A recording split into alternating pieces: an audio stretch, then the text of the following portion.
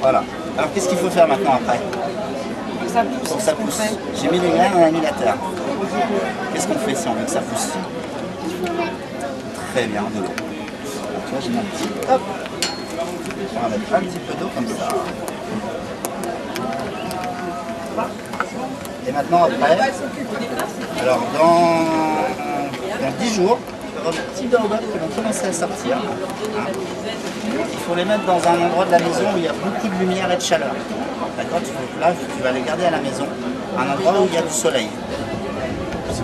Mon mari, c'est un fan de... Bien garder, il faut toujours que ça soit un petit peu mouillé dessus, parce qu'autrement la graine elle va devenir toute sèche et puis ça ne donnera pas de petits baobabs. Tu vois, ça c'est un baobab.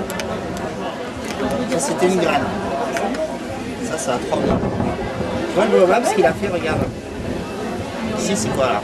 C'est fin ou c'est gros? C'est un peu gros. Là, tu vois le baobab c'est ça. Voilà, il y en a un gros là à Madagascar. Et là il a commencé à faire son petit tronc de baobab. Il va pousser tout doucement comme ça. Je te laisse. Merci beaucoup. Au revoir. Bonjour. Bonjour.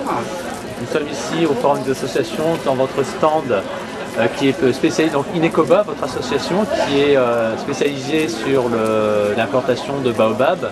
Vous avez fait de nombreux projets d'implantation de baobab, notamment en Afrique. Expliquez-nous un peu vos projets que vous avez accomplis jusqu'à ici. Alors notre association elle existe maintenant depuis 6-7 ans. Donc nos projets, on a mené un gros projet depuis 2 ans sur la ville d'Aulnay qui s'intitulait Educo Baobab, qui consistait à développer une mallette pédagogique autour de cet arbre-là pour parler de l'environnement en fait. Voilà.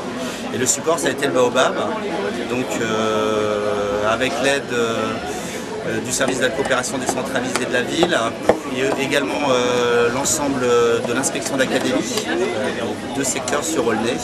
On a développé cette mallette qui a permis pendant plus d'1 an aux enseignants de travailler autour du thème de l'environnement et en particulier du baobab avec des semis, tout ce qui était plantation, tout un aspect aussi culturel au niveau des livres qui parlent du baobab.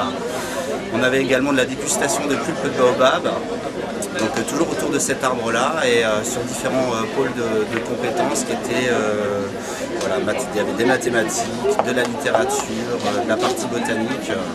Donc ce projet s'est terminé en fait au mois de juin de cette année tout simplement. D'où vous vient cette passion du baobab? Alors ça on me pose souvent la question effectivement, c'est suite à un voyage que j'ai pu faire il y a une dizaine d'années, quinzaine d'années maintenant au Sénégal, ça passe vite. Et j'ai découvert cet arbre-là qui m'a complètement fasciné, enchanté. Et en revenant en fait de ce voyage-là, j'ai commencé à me renseigner. Alors je suis scientifique de formation, je ne suis pas botaniste, je suis géologue. Mais ça reste quand même de la culture scientifique. J'ai voulu m'enseigner sur cet arbre-là et en fait je disais tout et n'importe quoi, ce qui m'a un peu insupporté. Donc j'ai commencé à récupérer les articles scientifiques autour de cet arbre-là, j'ai commencé à développer un site internet. Et puis finalement j'ai été sollicité plein de fois autour de cet arbre-là. Je ne pensais pas avoir un engouement aussi important et sur des gens qui me posaient des questions sur les utilisations, sur la pulpe de baobab, si elle allait arriver sur le marché européen, marché français. Voilà, tous ces aspects, les contes et légendes. Donc on a été vraiment sollicité pour plein de choses autour de cet arbre-là. Je n'aurais pas pensé qu'un jour on aurait pu avoir autant de choses autour de cet arbre-là. D'où la création de l'association quelques années après, j'ai fait tout ce travail scientifique autour de cet arbre-là. Monsieur Garneau, on vous remercie. On espère que vous allez bien continuer cette association, que vous allez au bout et que d'autres projets vont venir prochainement. Merci beaucoup. Merci.